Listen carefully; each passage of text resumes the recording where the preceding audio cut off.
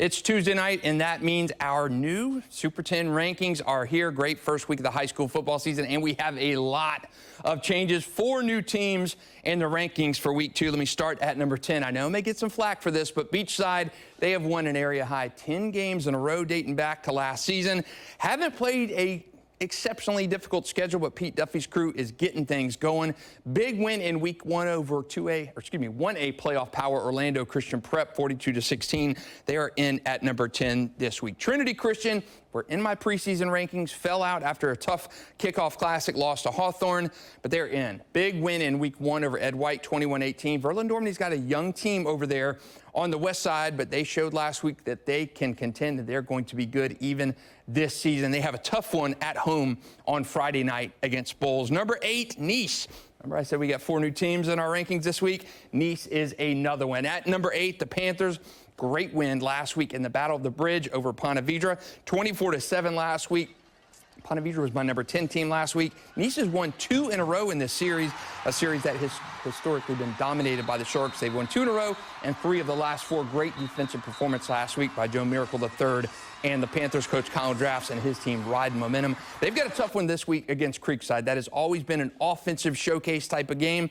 Look for that again this week. And number 7, our last newcomer of this week, Oakleaf. The most dominant win of week 1, I thought. Riverside came to Oakleaf and lost 35-7.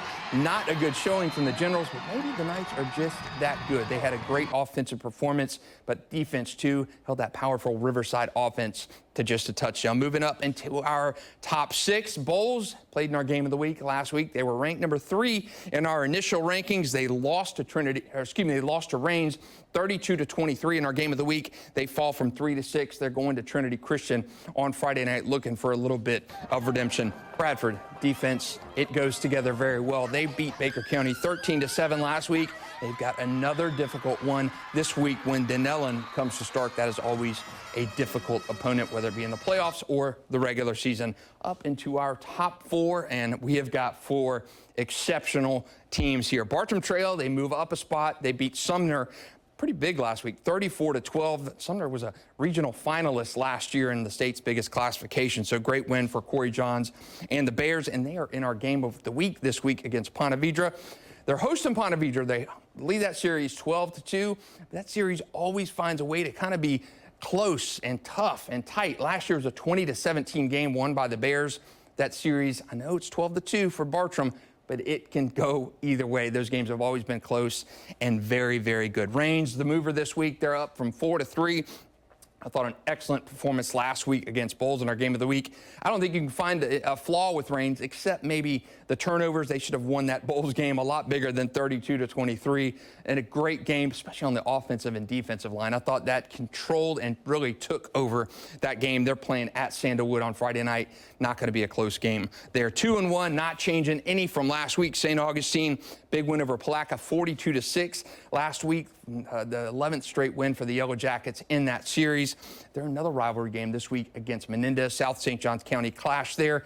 They've won all but 1 game in that series against the Falcons. Maybe a change this year. Menendez, a good team under Coach Anthony Rivers. And Mandarin, dominant performance last week against Creekside, 57-13. It's the first win over the Knights for the senior class. They had lost 3 in a row over them. Tremel Jones, fantastic, 15-17 passing. Bryson Wright, 2 touchdown catches. That he is a freshman there. All over the offensive side of the ball. We expected that. But defense, you hold Creekside to 13 points, and Creekside has been a fantastic offense. That's credit to Toby Bullock in that defense. Switching gears to the Jaguars today, a lot of roster moves for the Jaguars. You can find our full roster breakdown coverage over at newsforjacks.com. That'll do it for sports.